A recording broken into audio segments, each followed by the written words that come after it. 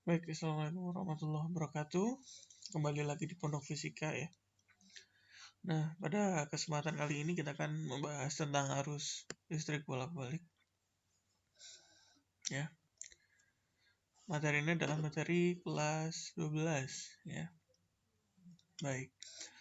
Sebelum ke materi ya, ada pembukaan terlebih dahulu ya. Di sini kita akan membahas tentang materi prasyarat. Nah, kenapa sih ada materi prasyarat segala gitu ya? Materi prasyarat ini cukup penting, mengingat ini akan membantu kita untuk lebih bisa memahami materi arus listrik bolak-balik ini gitu ya. Tapi kalau misalkan nggak terlalu penting buat kamu ya, buat antum nggak terlalu penting ya, kita skip aja lah, nggak apa-apa gitu. Tapi saya akan bahas dulu gitu. Nah, yang pertama itu tentang vektor ya. Vektor yang diperlukan di materi arus listrik bolak-balik ini itu kurang lebih tentang penjumlahan vektor secara grafis ya, dan juga tentang resultan vektor. Nah, gimana sih kalau kita ingat materi kelas 10 ya. Nah, misalkan ada vektor A ya, kemudian juga ada vektor B. Nah, maka penjumlahan A dan B adalah ya, kita ketemukan ya antara pangkal dengan pangkalnya, kemudian kita bikin bayangan ya. Nah, ini adalah bayangan si B, vektor B, kemudian kita bikin bayangan si A di ujung vektor B. Nah, kita ketemukan antara pangkal dari kedua vektor ini ya dengan ini. Maka ini adalah hasil antara penjumlahan vektor A dan vektor B.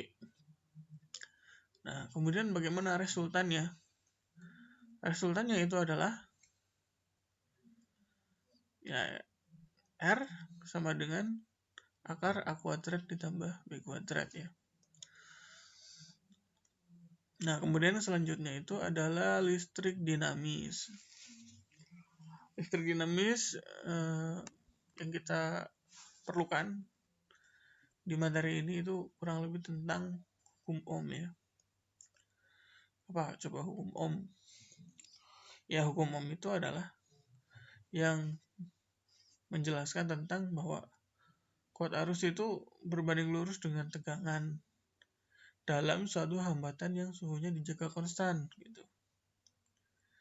Artinya apa ya? Artinya kalau tegangannya semakin besar kuat arusnya semakin besar, maka tegangannya juga akan semakin besar. Kuat arus naik, tegangan akan naik gitu ya. Kuat arus turun, tegangan akan turun selama si hambatannya itu atau si R-nya ini ya, ini dijaga konstan suhunya ya.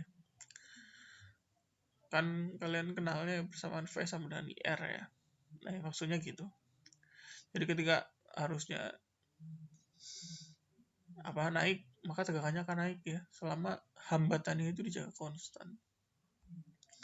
Atau ya R sama dengan V per I.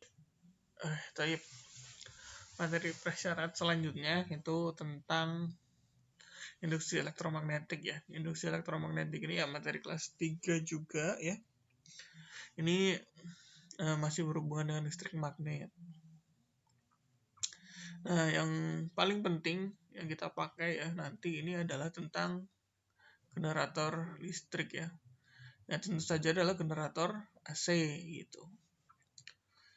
Nah, induksi elektromagnetik ini ya maksudnya gimana gitu ya. Ya, induksi itu kan artinya itu adalah imbas elektromagnetik ya. Suatu imbas yang bisa menghasilkan listrik gitu.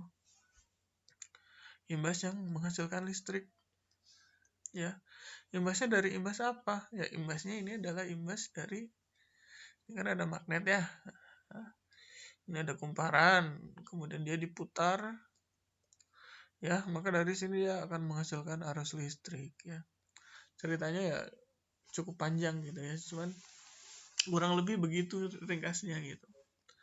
karena ada imbas dari magnet ya, yang kemudian ditaruh kumparan listrik dan kemudian diputar gitu.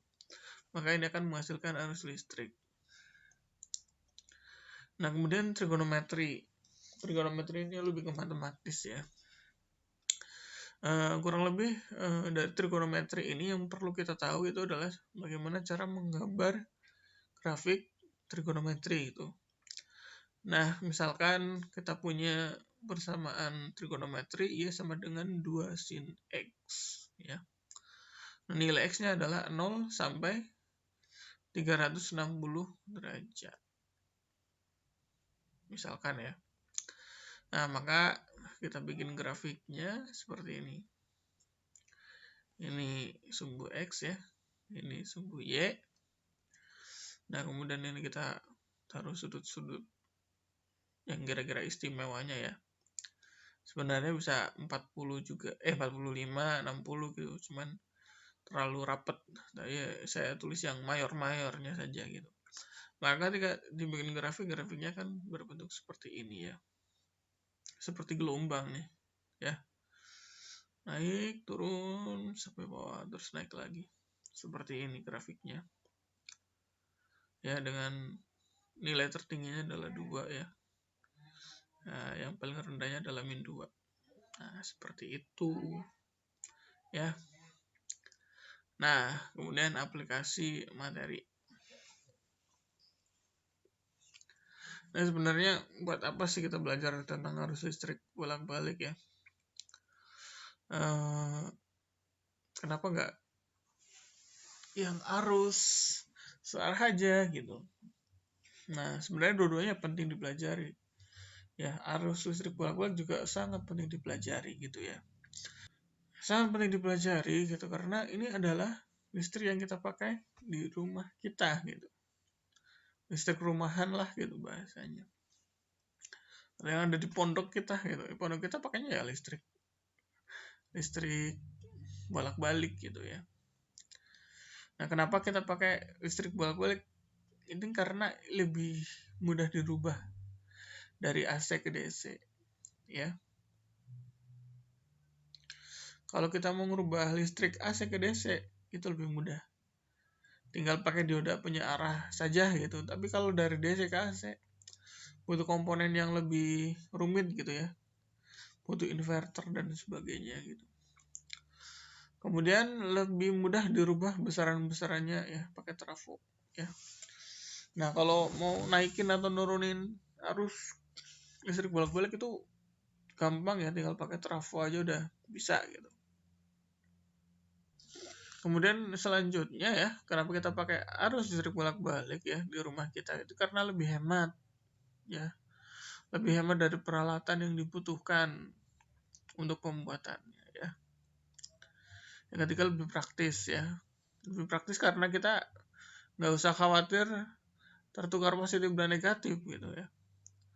Kalau arus listrik DC gitu, kita kan perlu perhatikan mana positif, mana negatif. Kalau kebalik aja, maka misalkan kipas angin ya, maka muternya kan kebalik gitu ya. Tapi kalau arus listrik bolak-balik ini nggak perlu khawatir gitu, mau nyoloknya ke atas, ke bawah gitu ya. Dia ya tetap aja muternya sesuai dengan arah yang sudah ditentukan, sudah diatur ya. Jadi nggak perlu repot-repot lah, ini praktis semuanya.